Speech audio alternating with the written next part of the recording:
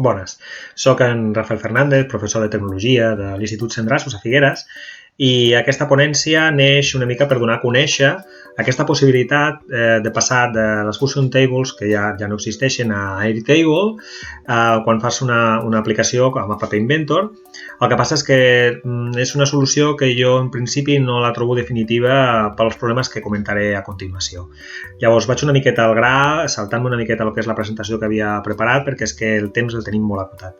Llavors, aquí tenim una mica d'índex del que vull parlar, si més no per sobre. Si algú té alguna informació o vol saber alguna cosa en detall, doncs que m'ho pregunti per correu.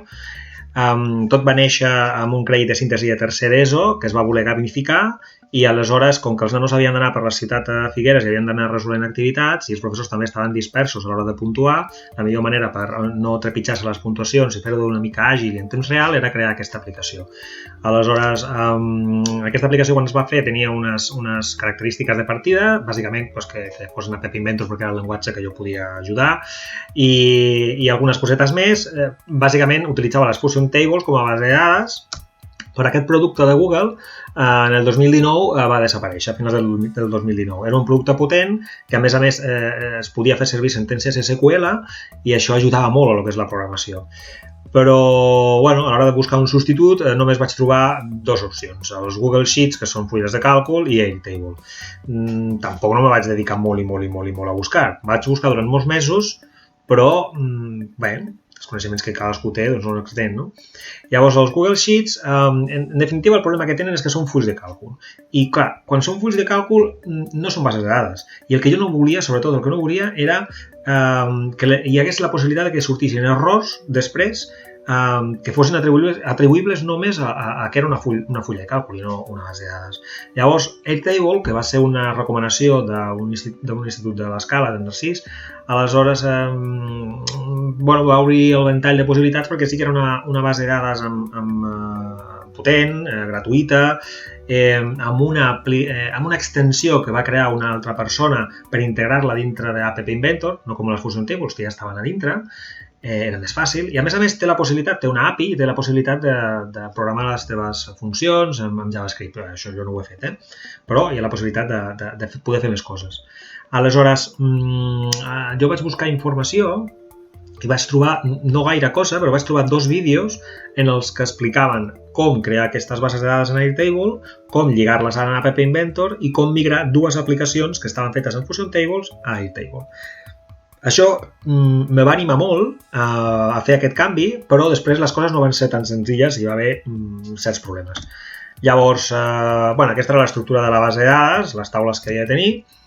Els problemes que van aparèixer van ser 4, bàsicament 4. Els 2 primers són aquests, que la informació l'obtenies en un JSON.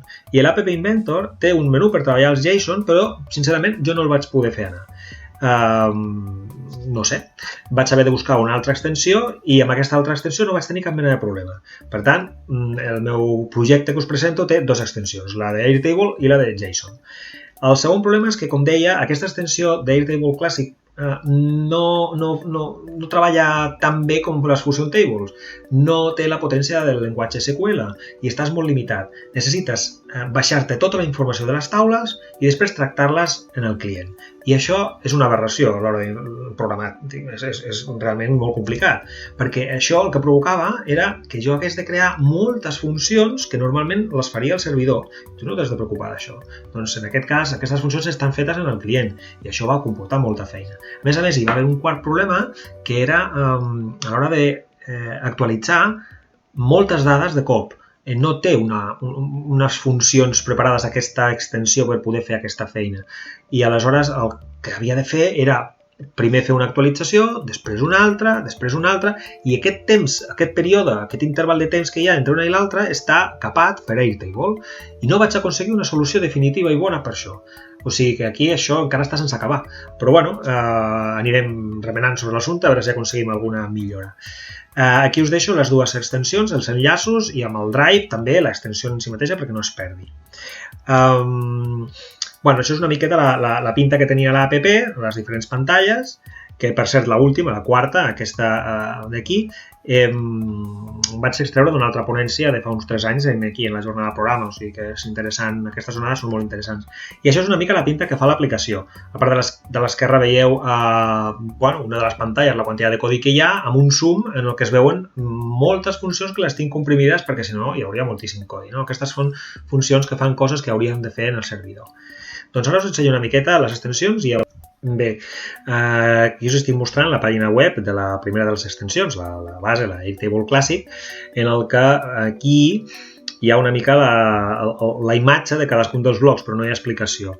Per exemple, aquí al principi el que veiem és com obtenir totes les files, o sigui, tota la informació d'una taula, i aquí en Response Content, aquí, el que podem veure és el JSON que s'obté.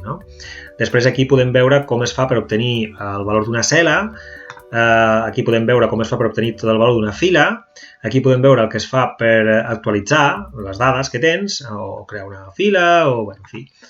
I aquí actualitzar una fila, i aquí esborrar, per exemple, tota una fila.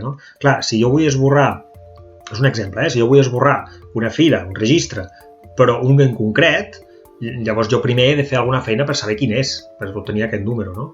Això, amb una sentència de select, és més fàcil.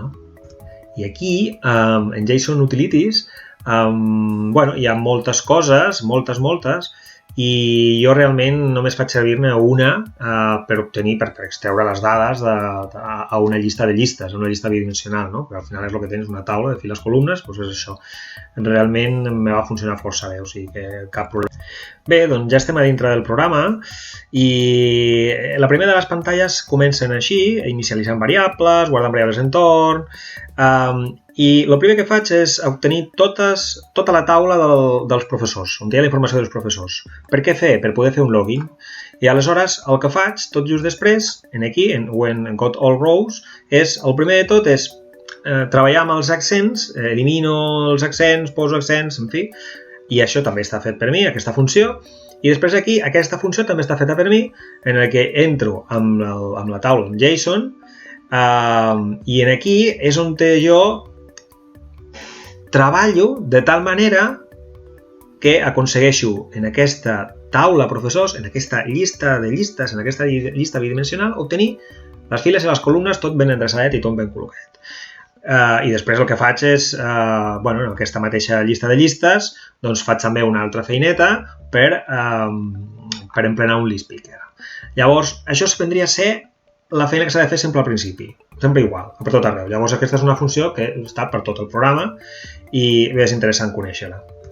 Doncs en aquesta primera pantalla no hi ha tantes funcions i aquesta, expandim, és una funció genèrica en el que entres al JSON, li dic la quantitat de files que té i els noms, és important dir-li els noms dels camps, de les columnes. Funciona així. I aleshores el que faig és, utilitzant aquesta altra extensió de JSON Utilities, per obtenir totes les dades amb dos bucles, una anidat a dintre de l'altra, per recórrer tota la llista, i al final el que s'obté és aquí en dades taules s'obté una llista de dades, que és el que utilitzo després per fer-lo del parse, en fi. Com veieu, són coses concatenades que en principi no és senzill, no és directe, però com que tot això està en el meu GitHub, ja és feina feta, doncs qualsevol la pot reaprofitar, que és el meu objectiu d'aquesta ponència, d'aquesta xarxa. I per acabar, doncs un altre exemple. Per exemple, aquí tinc una que és filtrar per grup i activitat. Com que hi havia grups, equips de treball d'alumnes i activitats que anàvem fent, doncs el que feia era això, un filtre per grup i per activitat. Però clar, per poder fer això, primer utilitzava aquestes altres funcions que estan aquí. Llavors, el que feia amb aquesta funció era, en una taula en la que hi ha totes les dades, primer buscava una dada en concreta. I si aquesta dada es repetia per més d'un lloc, el que feia era crear una llista molt més petita en només que hi haguessin els registres que contenien aquella dada. Aleshores, aquesta llista filtrada és la que utilitzava en aquesta primera funció per fer primer un filtre per grup i després aquesta mateixa filtrada la tornava a filtrar per activitat. I així d'aquesta manera podia obtenir un únic registre que és una activitat feta per un grup d'alumnes, O sigui que, com veieu, tot això s'hauria de fer amb sentència de SQL des del servidor i ho havia de fer aquí. Doncs bé, fins aquí la meva explicació ràpida i intentant ajustar-me el temps al màxim possible. Espero que us hagi agradat i ja recordeu que en el GitHub estarà tot disponible per tothom.